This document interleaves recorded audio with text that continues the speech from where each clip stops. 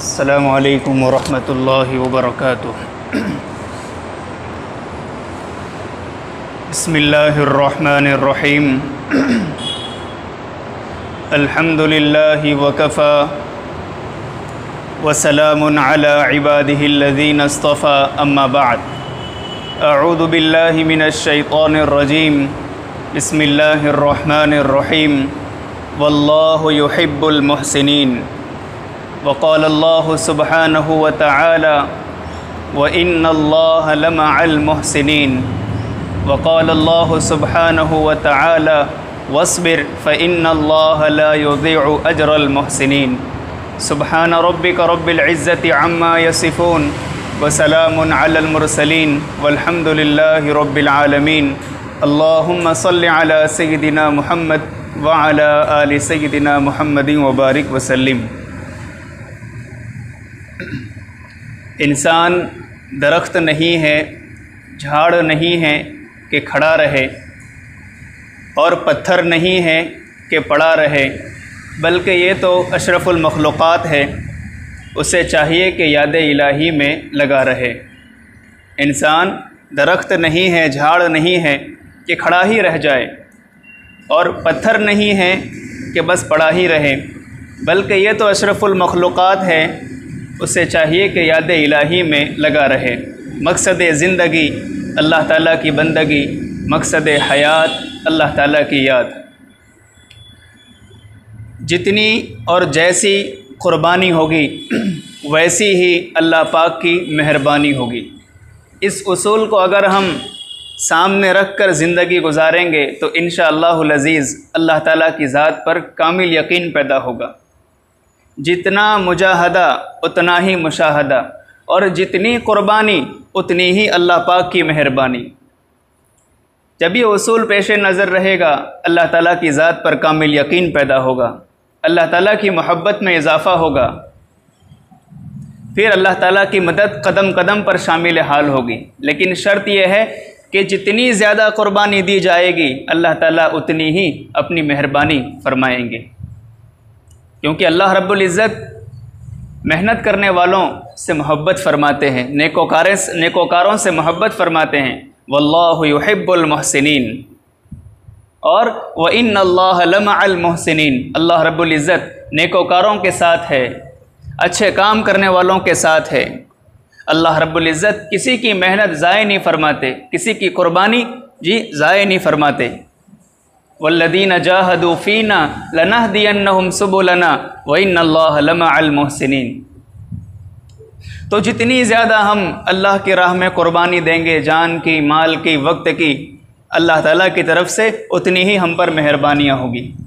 उसकी एक मिसाल हज़रत मौलाना मोहम्मद इलियास साहब रहमतुल्लाह अलैह के दौर में एक साहब थे जिनको मौजू मेवाती कहा जाता था। मौजू मेवाती 70 साल की उम्र थी, 70 साल की उम्र थी, लेकिन ज़ुबान पर कलिमा तय्यबा भी जारी नहीं होता था। कलिमा तय्यबा ला इलाहा इल्लल्लाह मुहम्मदुर रसूलुल्लाह भी याद नहीं था। एक मरतबा हज़रत मौलाना मोहम्मद इलियास साहब नव्वरल्लाहु मरकदहू की खिदमत में हाजिर हुए, और उन्होंने इलियास के बजाय क्या कहा? मौलवी गलास। आप इससे अंदाज़ा लगाइए कि वो कितना पढ़ना लिखना जानते होंगे। क्या कहा? मौलवी गलास। और वो जो मेवाती ज़ुबान थी, मखसूस अपनी एक ज़ुबान होती है, उसमें उन्होंने ये कहा कि मेरी उम्र 70 साल की हो चुकी है, लेकिन मुझे तो कलीमा भी नहीं आता। क्या कहा? मेरी उम्र 70 साल की हो चुकी है और मुझे तो कलीमा भी नहीं आता, तो मैं दावत व तबलीग की इस मुबारक मेहनत में निकल कर करूँगा क्या? मुझे तो कुछ भी नहीं आता है। हज़रत मौलाना मोहम्मद इलियास साहब नव्वरल्लाहु मरकदहू ने देखा कि बंदे की तलब सच्ची है। जब तलब ज़्यादा होती है तो अल्लाह ताला फ़िक्रें खोलते हैं, अल्लाह ताला फ़िक्रें अता फ़रमाते हैं। इल्म के साथ और इबादत के साथ अदब की ज़रूरत होती है, और दावत के साथ दुआ और तड़प की ज़रूरत होती है। ये दो उसूल भी हमें हमेशा याद रखना चाहिए। इल्म और इबादत के साथ अदब की ज़रूरत होती है, और दावत के साथ दुआ और तड़प की ज़रूरत हुआ करती है। हज़रत मौलाना मोहम्मद इलियास साहब नव्वरल्लाहु मरकदहू ने देखा कि बंदे में तलब सच्ची है। हज़रत ने फरमाया कि एक काम कर लो, 4 माह लगा लो, और जिस बंदे से तुम्हारी मुलाकात हो तो उनसे ये कहो कि देखो मेरी उम्र 70 साल की हो चुकी है लेकिन मुझे कलीमा नहीं आता, ये गलती तुम न करना, तुम कलीमा सीख लो। जिससे मुलाकात हो ये जुमला कह देना। उन्होंने 4 माह लगाए, फ़िक्रे बुलंद थी, तलब सच्ची थी जी। ज़िंदगी जो गुज़र चुकी उस पर एहसास था कि हाय मैंने ज़िंदगी अल्लाह ताला की बंदगी के बग़ैर गुजारी है। लिखा है कि उनके हाथ पर 15,000 लोग नमाजी बने। कितने लोग? 15,000 लोग उनके हाथ पर नमाजी बने, ताइब हुए। किन के हाथ पर? जिस बंदे खुदा को ज़ुबान पर कलीमा तय्यबा भी जारी नहीं होता था, जिस बंदे खुदा को कलीमा तय्यबा भी याद नहीं रहता था, उस अल्लाह ताला के उस बंदे पर अल्लाह रब्बुल इज़्ज़त ने 15,000 लोगों की हिदायत का फ़ैसला फरमाया। 15,000 लोग मस्जिदों को आबाद करने वाले बन गए। जितनी ज़्यादा बंदा कुर्बानी देता है अल्लाह ताला की तरफ से उतनी ही मेहरबानी होती है। इसलिए हम अल्लाह की राह में जान, माल और वक्त की कुर्बानी देंगे जी, अपने जज्बात की कुर्बानी देंगे। इंशाअल्लाह अल्लाह ताला हमारी कुर्बानियों को, हमारी मेहनतों को ज़ाय नहीं फरमाएंगे। हज़रत मौलाना तारिक जमील साहब दामत बरकातुहुमुल आलिया, अल्लाह ताला हज़रत का साया उम्मत के सर पर बाकी रखे, बहुत बड़ा कीमती सरमाया है। वो उनकी आशिकाना अदाएँ, वो गुफ्तगू का अंदाज़, अल्लाहु अकबर, जब उनको देखें तो अल्लाह ताला याद आ जाए। अल्लाह ताला हमें भी हज़रत जैसा फ़िक्र अता फ़रमाए। हज़रत अपनी एक कारगुजारी बयान फरमाते हैं कि एक मरतबा एक बस्ती में हम पहुँचे, देहात का इलाका था। मुझे मुतकल्लिम बनाकर भेजा गया। एक दुकानदार के पास पहुँचे और दुकानदार को सलाम करके कहा कि चचा आप हमारी कुछ देर बात सुनेंगे? उन्होंने कहा नहीं, हम तुम्हारी बात सुनना नहीं चाहते। मौलाना फरमाने लगे हमसे क्या गलती हो गई, हम तो आपको 2-4 मिनट कुछ सुनाना चाहते, आपके खैर खा हैं। वो कहने लगे नहीं, हम आपकी एक बात भी सुनना नहीं चाहते, तुम्हारा मज़हब और है, मेरा मज़हब और है। क्या कहा? तुम्हारा मज़हब और है, मेरा मज़हब और है, मैं आपकी एक बात भी सुनना नहीं चाहता।